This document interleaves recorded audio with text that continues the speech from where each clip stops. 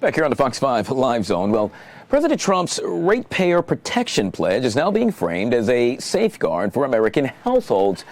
But it may actually reveal a much deeper structural failure within the U.S. power grid. As AI and data centers rapidly expand energy demand, the question isn't just who pays, it's why the grid is, let's just say, questionable to begin with.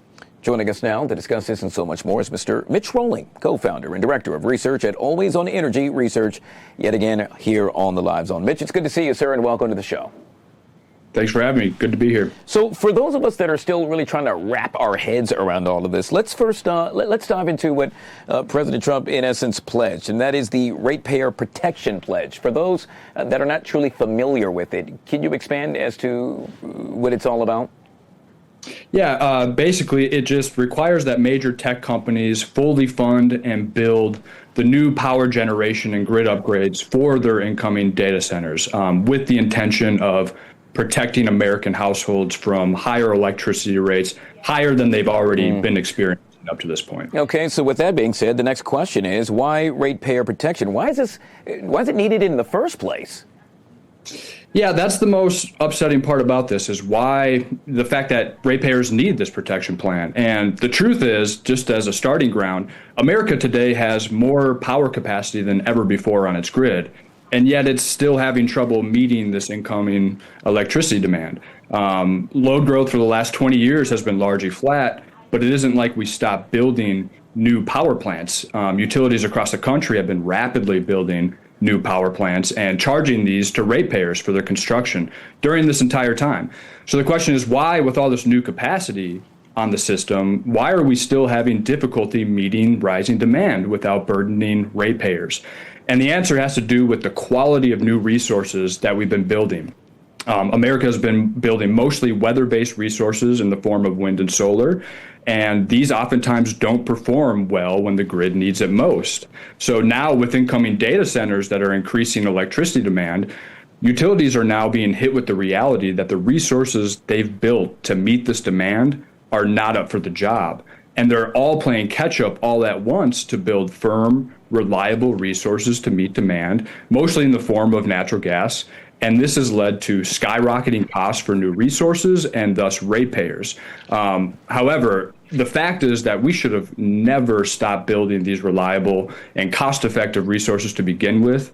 And if we hadn't, this wouldn't be as big of an issue as it is today. Yeah. We'd be in a much better position to meet this incoming demand had we just built reliable resources in the first place. Oh, by the way, then there happens to be the AI-driven demand versus a very fragile, underbuilt grid, which yet again is a major issue. Yeah. I mean, the grid is simply underprepared to meet this demand. For years leading up to this, the North American Electric Reliability Corporation, or NERC, has noted that reliability on the system has been deteriorating. CEO Jim Robb, NERC CEO, has noted in a recent congressional testimony that we're now in a unique situation where resource deficiency, as opposed to concerns on the distribution system, are the leading factor for reliability concerns. And this means that we simply don't have enough power to meet demand, despite, as I mentioned earlier, having more capacity on the system than ever before. So throw in data centers, throw in AI, and it's a mess. My colleagues and I have been noting this for years, that retiring coal and nuclear plants and replacing them with unproven, untested technologies like wind and solar is kind of like jumping off a cliff with no parachute, but hoping for one to magically appear on the way down. We're about to hit the surface, and one still has not shown up yet. Yeah, I got to tell you, all of this is truly fascinating. We'll end with this, Mitch, and that is how past policy decisions really created today's reliability risks. Yeah, so the situation we're in is absolutely due to policy decisions of the past, mainly mandates and subsidies for wind and solar. Much of the cost increases that we're experiencing have been lagging behind these, but they're the direct result of these policies.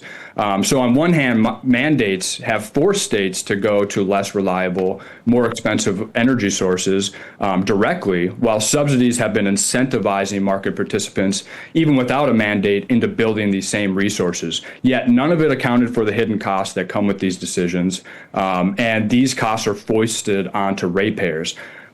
Trump has done a lot to try and alleviate this mess that these policies have created, such as emergency orders to keep coal plants online, phasing out the subsidies. But in so many ways, the damage has already been done, and data centers have just been a convenient scapegoat. But the Trump administration is now not the only one saying this. We're seeing a rollback of these policies all across the country. Yeah, something, quite honestly, I think we all will be discussing for quite some time.